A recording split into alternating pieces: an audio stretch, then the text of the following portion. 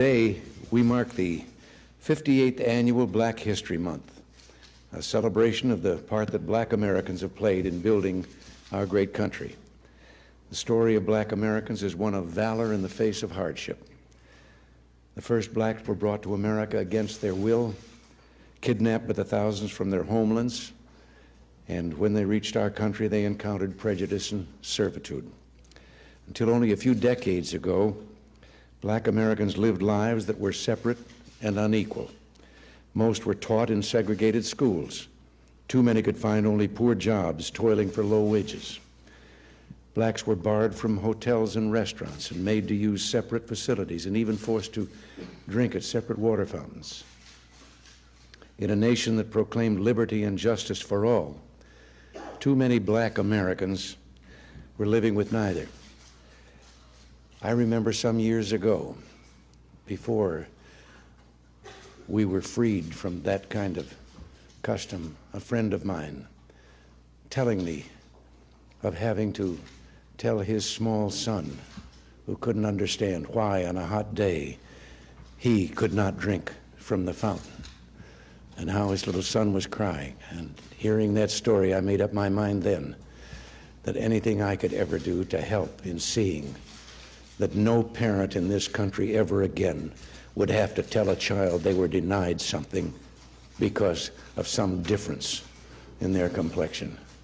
And I think all of us are resolved, and we've made marvelous strides in seeing that that isn't going to happen again in this land. In the 1920s, Carter G. Woodson, a great Black educator, came to realize that if Black Americans were to regain their dignity, they would have to begin by regaining their past. And he founded the Association for the Study of Afro-American Life and History. And in 1926, he launched the first Black History Month. In the years since, the ASALH and annual Black History Months have enriched our country by fostering a sense of pride among Black Americans and by teaching all of us about Black contributions to American life. And just yesterday, the U.S. Postal Service issued a Carter G. Woodson stamp as part of their Black Heritage Series.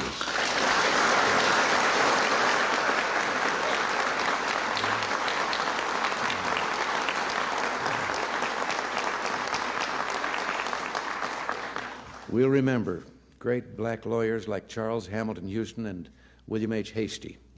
We'll honor Black physicians like Dr. Daniel Hale Williams, who performed the first open-heart surgery in the world in 1893, and physicians like Dr. Charles Drew, who discovered a method of storing blood plasma that enabled it to be used in emergencies. This month, we'll honor the Black Americans who achieved so much in sports: the courageous Jackie Robinson, the great Hank Aaron. Here again, I interject a personal note. I was a sports announcer, broadcasting Major League Baseball. And at that time, shamefully enough, I didn't have a Jackie Robinson or a Hank Aaron or a Willie Mays or any of the others to talk about. And there were some of us in the sports world at that time that editorialized and campaigned that that should be changed, and thank God it has been. We celebrate the Black musicians who combined elements of African and Western music to produce something completely new and distinctly American, jazz. And as we remember that Louis Armstrong, Duke Ellington, Lionel Hampton, and so many other Black musicians began their careers playing in hotels where they were forbidden to take a room, we'll promise never to allow such injustice again.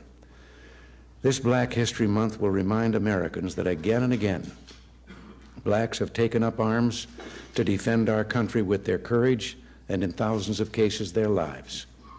In the Revolutionary War, some 5,000 Black Americans joined the fight for independence. The first American to die in that war was named Crispus Attucks. He was Black. In this century, thousands of Black Americans fought in World War I, World War II, Korea, and